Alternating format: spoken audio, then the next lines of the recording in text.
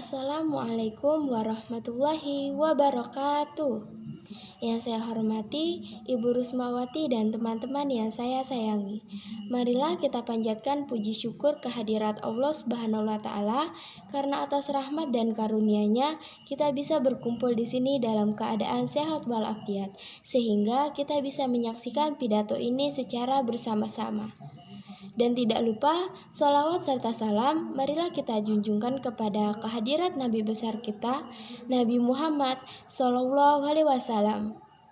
Pada hari ini, saya Alia Nur Halimah dari kelas 11 IPA 3 ingin memberikan solusi cerdas melalui pidato yang saya beri judul SIM bagi Gen Z. Pidato saya ini berisi solusi-solusi cerdas mengenai efek negatif pemanfaatan teknologi. Hadirin yang dirahmati Allah, SIM merupakan singkatan dari sosial media, investasi, dan moral. Seperti yang kita ketahui, generasi muda zaman sekarang banyak menghabiskan waktunya untuk hal yang tidak bermanfaat, seperti nongkrong, bermain sosial media secara berlebihan, dan masih banyak lainnya. Rasulullah SAW pernah bersabda, "Jadilah engkau di dunia ini seakan-akan orang asing atau pengembara." Selanjutnya, Ibnu Umar pernah berkata, "Jika engkau di waktu sore, janganlah engkau menunggu waktu pagi. Dan jika engkau di waktu pagi, janganlah engkau menunggu waktu sore.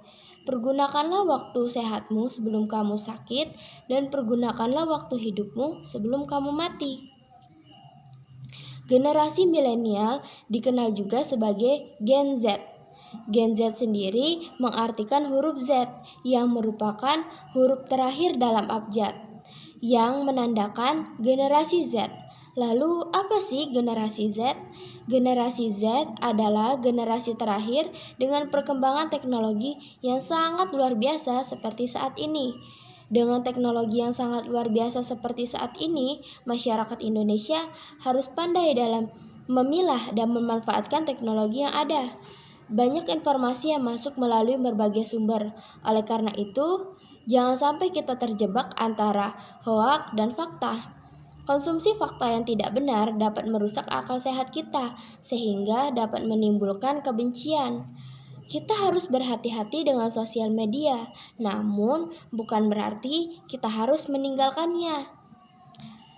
Rekan-rekan yang menyaksikan ini, khususnya generasi muda, berikut ini saya akan memberikan solusi untuk mengatasi beberapa efek negatif dari perkembangan teknologi saat ini. 1. Sosial media. Teknologi banyak membawa dampak positif bagi diri kita, mulai dari segi komersial, pendidikan, komunikasi, dan masih banyak lainnya dari perkembangan teknologi yang dapat membantu kita dalam kehidupan sehari-hari. Dari data yang tercatat, bahwa pengguna sosial media di Indonesia mencapai 191 juta kasus, 191 juta pada tahun 2022, yang membuktikan bahwa pengguna aktif sosial media pada tahun 2022 naik sebanyak 12,35% dibanding dari tahun sebelumnya. Banyak sudah generasi milenial yang dapat menghasilkan uang sendiri melalui sosial media sejak dini. Hal ini bisa melalui endorse, mempromosikan produk, konten-konten yang ada, bahkan apapun yang kita upload dalam sosial media bisa menjadi uang bagi diri kita. Namun, kita harus cerdas dalam memainkan teknologi, karena banyak orang yang terjerat kasus karena media sosial. Contohnya, artis papan atas yang terjerat kasus jejak digital. Walaupun kamu sudah menghapus hal itu, namun jejak digital tidak bisa dihapus. Yang kedua, investasi. Investasi sudah memasuki ranah digital. Berdasarkan survei yang ada yang dilakukan oleh Bicanto Indonesia, partisipan investasi cryptocurrency atau mata uang digital didominasi oleh generasi milenial, yakni sebanyak 65,5%. Transaksi tunai sekarang sudah diganti menjadi transaksi digital yang banyak dengan berbagai macam e-wallet. Seharusnya kita sadar akan pentingnya menanamkan atau menyiapkan finansial mulai saat ini. Contohnya seperti menanamkan saham. Seperti yang kita ketahui, saham bersifat liquid atau transparan. Artinya, saham mudah untuk dicairkan dan bersifat jelas berapa penawaran dan permintaannya. Yang ketiga, moral.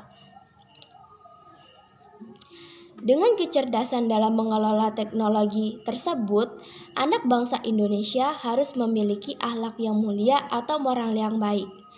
Sebagai akibat dari ketergantungan yang tinggi terhadap internet dan media sosial, mereka menjadi pribadi yang malas, tidak mendalam, tidak bersosialisasi, dan cenderung lemah dalam nilai-nilai kebersamaan. Untuk membentuk generasi yang memiliki akhlak yang mulia, tentu harus diperhatikan juga dalam karakteristik yang Islamiyah, mulai dari pendidikan berkarakter, penerapan terhadap sifat yang dianjurkan oleh Rasulullah SAW, dan menumbuhkan kesadaran diri akan pentingnya moral. Sekian pidato dari saya. Jika ada salah kata saya mohon maaf, kurang dan lebihnya juga saya mohon maaf.